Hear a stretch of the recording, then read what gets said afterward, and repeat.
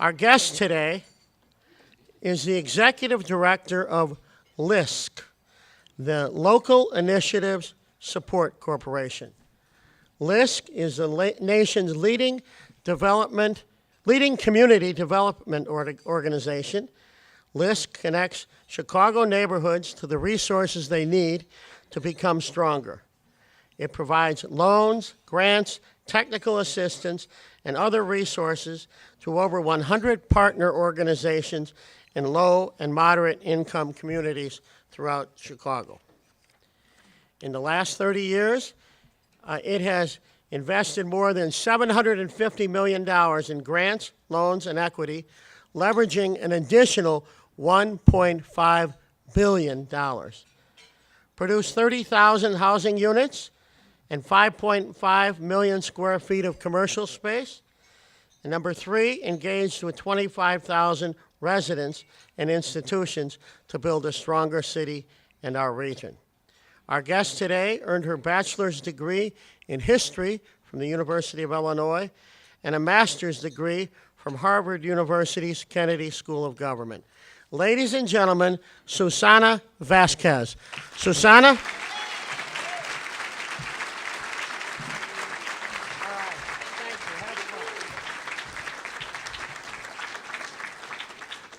Thank you, Jay, for that introduction. And thank you, everyone, for being here. What a diverse crowd at the City Club.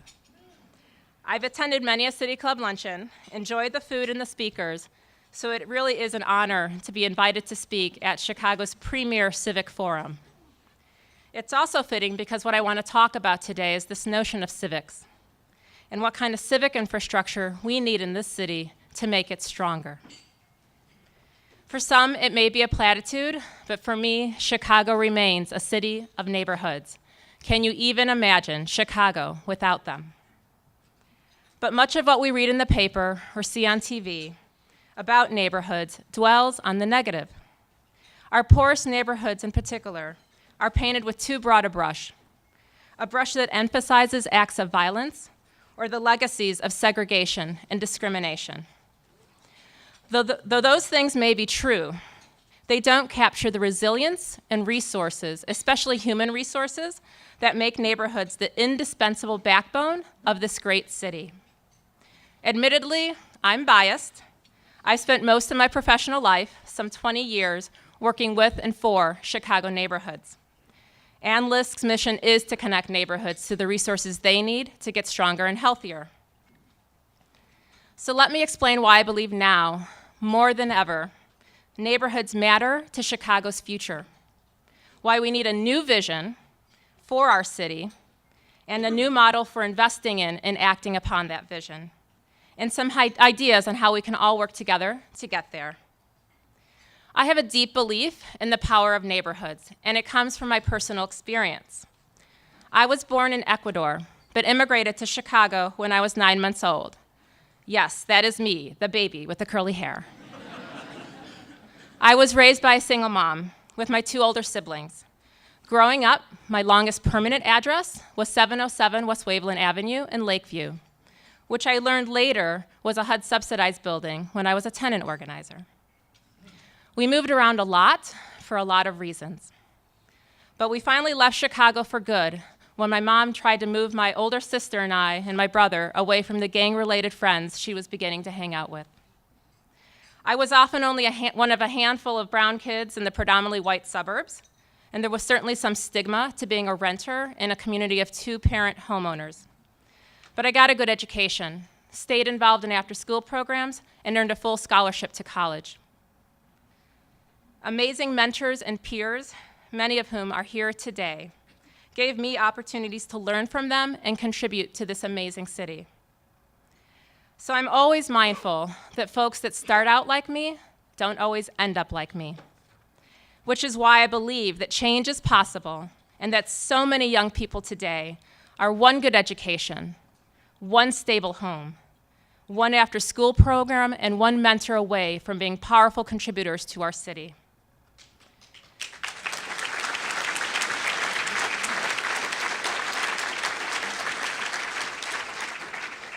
But I, perhaps like you, still have my moments of doubt. I struggle with a growing sense that something is not right, that our city does not reflect who we are as a people. The widening disparities among Chicago neighborhoods do not reflect our ethics as a city, nor do they reflect all that we know city life can and should offer everyone who lives here. While we remain a city of neighborhoods, we're also becoming a city of big data. Our public and private sectors are exploring new ways to take massive amounts of information and use it to advance economic growth and the enterprise of government. When you put the two together, neighborhoods and data, you get a dramatic visual argument about why community development is so critical to Chicago's future. In Chicago, the neighborhood where you live is a woefully strong predictor of your chances of getting shot, of whether or not you live next to someone who wakes up in the morning and goes to work, and who dies young or lives to retirement age. Responding to these disparities is an economic and ethical imperative, and it requires a new vision for what our city can be. Chicago can be a vibrant city of neighborhoods, proud of its diversity of people and cultures, a city in which every neighborhood contributes to and benefits from the region's economic growth. But how do we get there? Well, for many people, this is Burnham, Chicago, after all. The response begins with, we need a plan. Problem is, we've got lots of plans. Don't get me wrong, they're great ones, and they're guiding great work, from the regional to the local, in the arts, health, economic development, technology. LISC Chicago, with the incredible support of the MacArthur Foundation, created 14 neighborhood quality of life plans, and we implemented them. Through our New Communities program, we began to build our own brand of civic infrastructure by supporting new community development organizations, stronger neighborhood networks, comprehensive programs, and leveraging more than $500 million in new investment, in addition to the $100 million we raised to advance the New Communities program. Today, across the city, more plans are being created, and planning for future plans is being planned. But often, we seem more willing to plan than to ask what needs to happen before and after to make the plan actionable, sustainable, and truly impactful. We may not be asking ourselves this question because the answer is hard for us to hear. It takes more than a plan to execute a vision.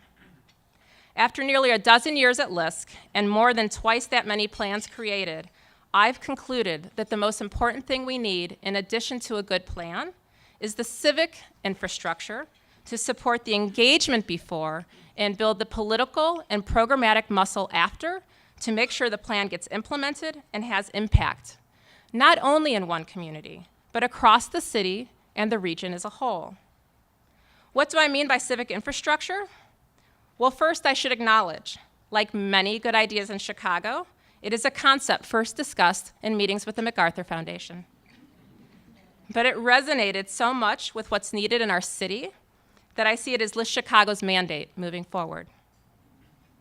Not unlike the importance of broadband infrastructure to an information economy, or roads and bridges to moving goods and services, civic infrastructure is about building the networks of people, businesses, and organizations capable of taking advantage of community development opportunities and improving the quality of life in Chicago neighborhoods.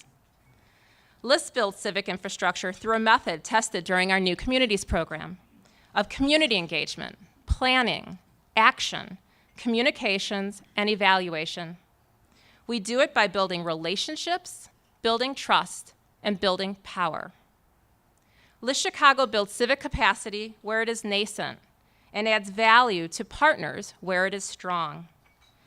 But I would argue that those of us committed to community development, whether you're an organizer, real estate developer, philanthropist, or city official, we are now facing a Kodak moment. Let me explain.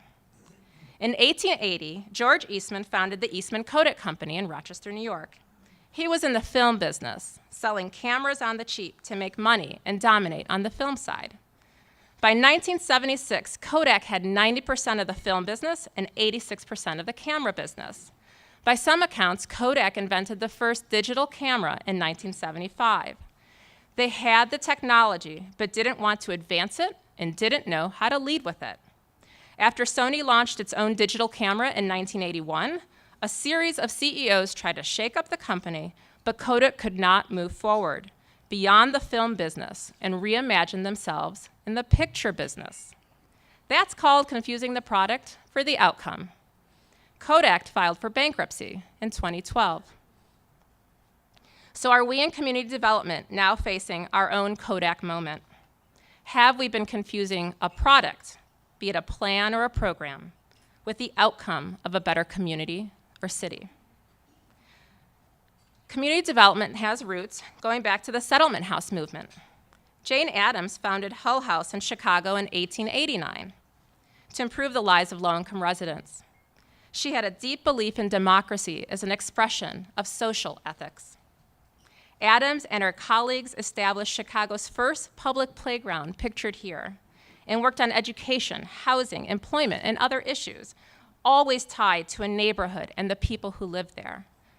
Today, we might call this comprehensive community development. The community development field goes through phases with periodic successes and failures to which the field responds. And we've had our share of community development corporations that once led the field, but are now out of business.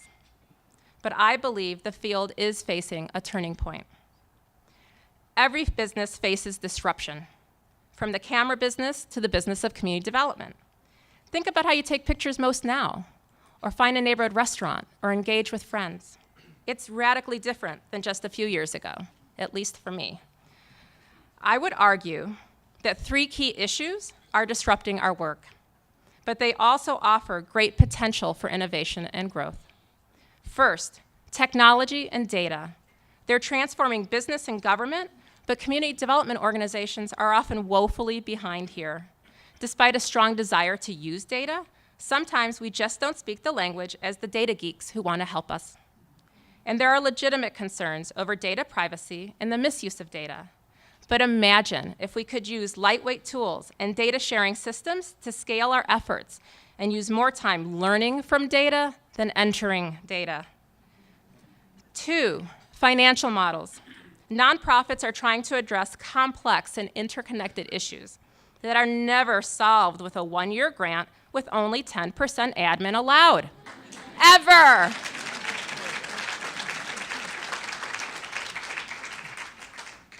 New philanthropic models and creative financing tools like social impact bonds may be promising, but will require nonprofits to change their approach to revenue generation and program implementation. And 3, scale and systems change. Not every problem can be solved at the community level. Even our best executed work rarely gets to scale and often pales in comparison with an economic downturn. How do we take a good thing and spread it? Make sure policies and systems reinforce it so we don't have to reinvent, reevaluate, and refund the same thing over and over again. So what should we do? The good news is that a new vision can be inspired by old ideas. Recent urban science research has underscored some old community development wisdom. Jane Jacobs was right.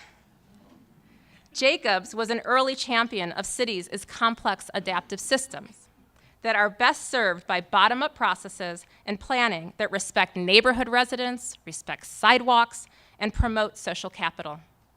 She is best known for her 1961 book, The Death and Life of Great American Cities, in which she noted, cities have the capability of providing something for everybody only because and only when they are created by everybody. Jacobs also wrote in The Economy of Cities that cities are the primary drivers of economic development and that new ideas and inventions always build upon older ideas. A new vision for Chicago can incorporate those ideas, that cities and neighborhoods are complex systems, that everybody has a role in creating cities, and neighborhoods can help drive economic growth. But some ideas are still worth questioning, like that size matters. These days, there's a lot of talk about big, Cities face big problems from climate change to persistent poverty. Big data may hold the keys to solve these problems, and philanthropy and government want to place big bets to solve these. That's all fine, but we can't lose sight of investing in the little things, because in a complex system, it's the incremental change and the interconnectedness of smaller parts that leads to greater impact. I'm talking about listening to the little data of a leader in East Garfield Park who knows everyone and everything on her block, which is invaluable to a police officer trying to solve a crime. Or investing in the little transformations of a summer basketball league in South Chicago that introduces caring adults into the lives of disconnected youth. Or recognizing and thanking the little acts of civic grace, as when the Sisters of Casimir in Chicago Lawn quietly brokered the merger of Holy Cross and Mount Sinai hospitals, preserving healthcare services and hundreds of jobs on the Southwest side.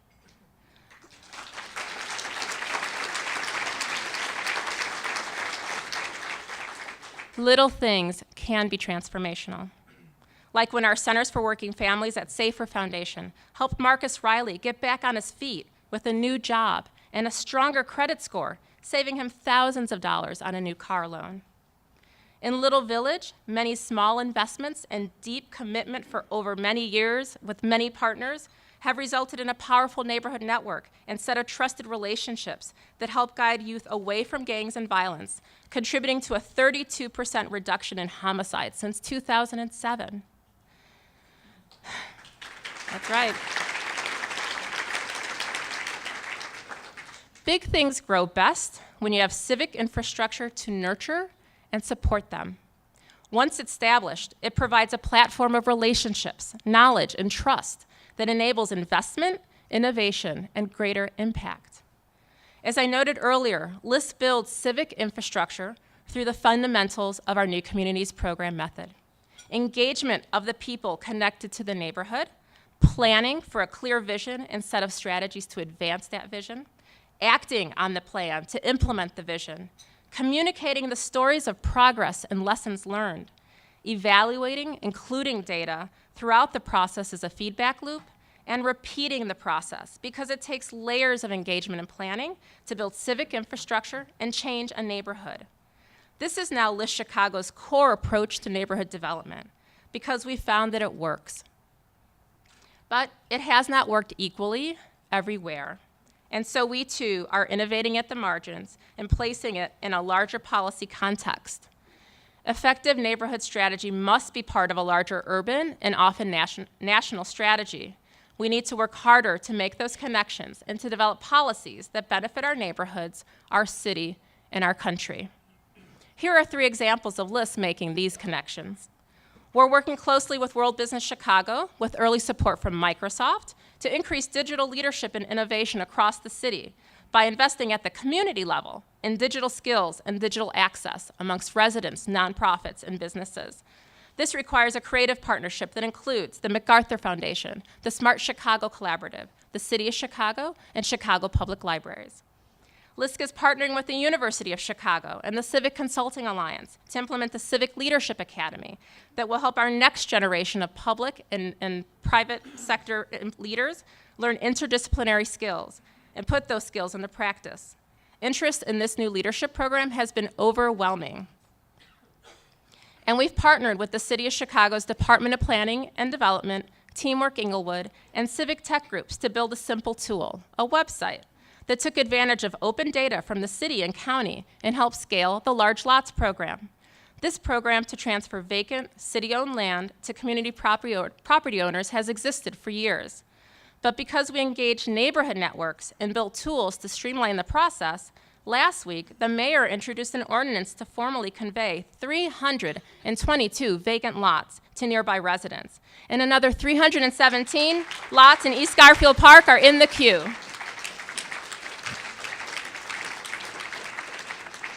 That's a huge accomplishment, and it helped take a city policy to scale. So what will it take to move Chicago forward? It will require new forms of civic engagement and planning that place neighborhoods at the center of the discussion. It will require local knowledge and robust data to provide a better understanding of the challenges and assets that our neighborhoods have. And it will require thinking differently about what is a community organization. Every community may not have a strong nonprofit organization, so we need to think about how we scaffold such neighborhoods, building civic infrastructure through anchors that are there, such as a library, a university, or a business. Finally, it will require fresh thinking about the many roles of a community development organization, from leading the development citywide to enabling it locally. Again, Chicago is already a leader here. In Pullman, Inglewood, and beyond, Chicago Neighborhood Initiatives is providing at scale the leadership and deal-making skills to develop new manufacturing, sports facilities, and grocery stores. In Little Village and Brighton Park, the Resurrection Project jumped in where others wouldn't, negotiating the acquisition of Second Federal Savings, creating a credit union, and thus saving hundreds of families from foreclosure while creating innovative financing tools for a growing immigrant community. At 47 in Cottage Grove, Quad Communities Development Corporation spent at least 9 years working with private and nonprofit developers through an economic downturn, changes in aldermanic and mayoral administrations to steward the recently opened shops and lofts at 47, bringing new retail and mixed-income housing to their community. And just last Saturday in Auburn Gresham, Metro announced it will open a new station, or reopen the station, at 79th and Fielding.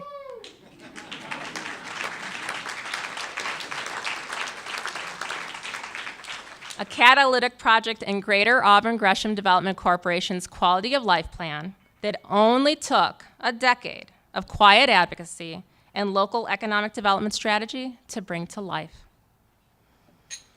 Let me close with one last story.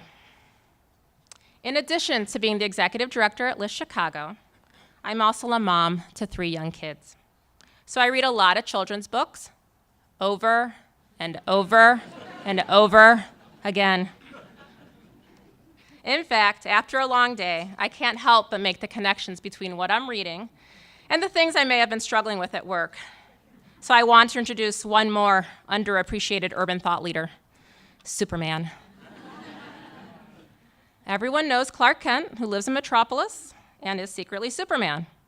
If you don't know, Bizarro looks a lot like Superman, but has opposite powers, and comes from the planet called, appropriately enough, Bizarro World. It looks a lot like Earth, except everything is backward.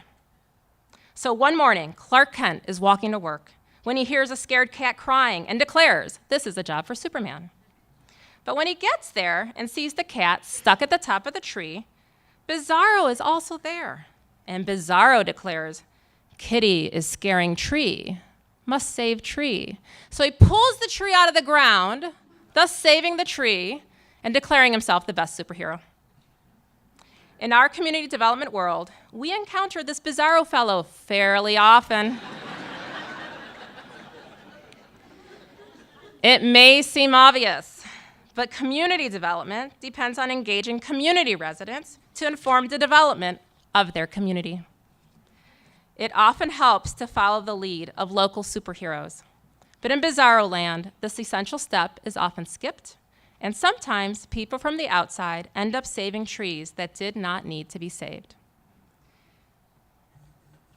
The Chicago we seek, the Chicago we will be proud to call home, requires a new commitment to strengthening neighborhoods by investing in civic infrastructure. A commitment equal to, if not greater than, our commitment to broadband and other physical investments. Civic infrastructure is the network of engaged people and organizations that not only help a city function, but mobilize in times of crisis and opportunity. Simply put, civic infrastructure builds resilience. At LISC, we are seeking out new collaborations that will help us build the civic capacity in new communities and with new forms of planning. We want to be at the forefront of integrating technology and data into our community development efforts. and we are actively capitalizing our work to invest in new communities and sustain our community networks for the long haul. This is the LISC Chicago I lead, but it is the brilliant and dedicated staff and scribes on my team who are here today, and the incredible leaders in the neighborhoods who do the real work every day. It is exciting for me to be in this room with all this talent and experience and have the opportunity to ask for your help, not simply to create a better, more inclusive vision for the city, but to build a new civic infrastructure to implement that vision. Thank you.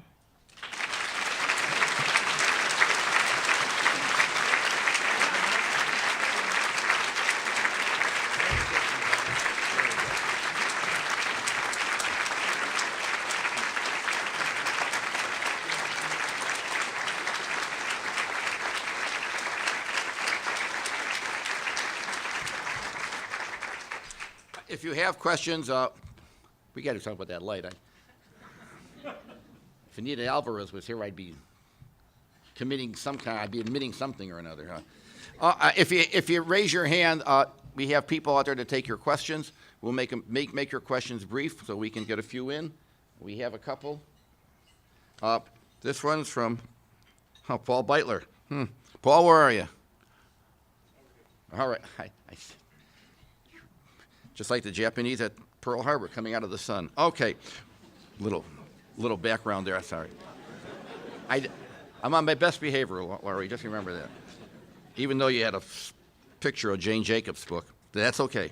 What do you think of the mayor's efforts? Well, start off with a little softball for you. What do you think of the mayor's efforts to provide for underserved communities? You know, work on that penmanship a little.